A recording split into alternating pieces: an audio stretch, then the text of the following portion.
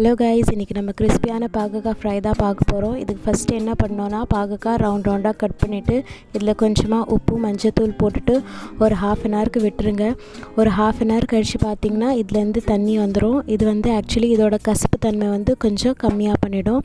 Next இந்த பாகக்காயில் நம்ம கொஞ்சமாக red chilli powder, jeera powder, அதுக்கப்புறம் கொஞ்சமாக சுகர் போடணும். சுகர் வந்து கம்ப்ளீட்லி ஆப்ஷனல் தான். அதுக்கப்புறம் 1 ஸ்பூன் கடலை மாவு, 1 ஸ்பூன் அரிசி மாவு போட்டுட்டு கொஞ்சமாக தயிர் விட்டு இது நல்லா மிக்ஸ் பண்ணிவிட்டு ஒரு 10 மினிட்ஸ்க்கு விட்டுருங்க.